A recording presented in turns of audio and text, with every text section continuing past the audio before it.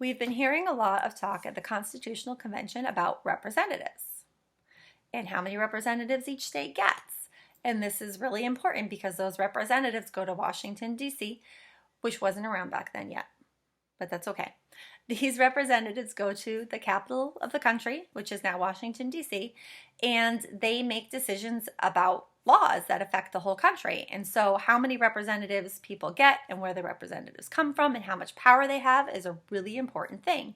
And we as people, now we vote for our representatives and the people we want to represent us, hoping that they're going to do what the people from their state want them to do. And each state is different, which is why each state wanted to make sure they had fair representation in Congress, because different people from different places have different needs. And so our Congress has to work together to do the best that they can for all the people of the United States. But we haven't talked much about the president. And I know sometimes we think that the president's the one that does everything, but in reality, it's not really true. And as you can see, there was really a lot more debate about the representatives than the president. So we have two parts to government now. We have president, we have representatives, the Congress, the House of Representatives and the Senate that work together in the Congress. So the Congress is full of representatives from all the states. And then we have the president. But we also have a third branch, kind of like a triangle. And the third branch is the Judiciary Branch, which is the highest, most important court in the land, full of 9 Supreme Court justices. Okay? And all 3 of these branches work together. Okay?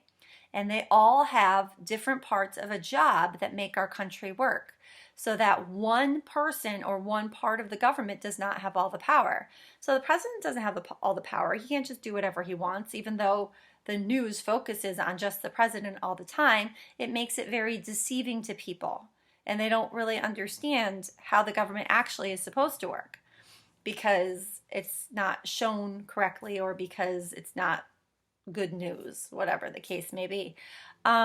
So you have 3 branches. We call them branches, almost like a tree, right? So, you know, when you're a kid, or you guys are kids, and you draw a tree and you do kind of maybe one of these things, right? And then you have the leaves. So, you know, you guys have done those kind of trees, right? So you have 3 branches of government. They're all part of the same tree, but they all break off and do different things or hold different leaves. And you can think of the leaves like their job, and each branch has its own leaves, but all the branches are part of the same tree, and the same tree is the government. So your 3 branches are the office of the president, which is the executive branch, and he doesn't work alone. He has advisors in the cabinet. And then you have the legislative branch, legislature, that has to do with laws, and that's the Congress. Those are your representatives and your senators, okay? And then you have the third branch, which is the judiciary branch. Judiciary, judges, okay? So that's one way to remember it. So that's the Supreme Court. They all have slightly different jobs, and they all have power to check the other one to make sure the other one isn't doing things that they shouldn't be doing. So what you're going to look at today is I have kind of like a lot of graphics for you to look at that show you how these 3 branches of government work together and what each one gets to do. And some of these things might surprise you because they might not be what you thought they would be.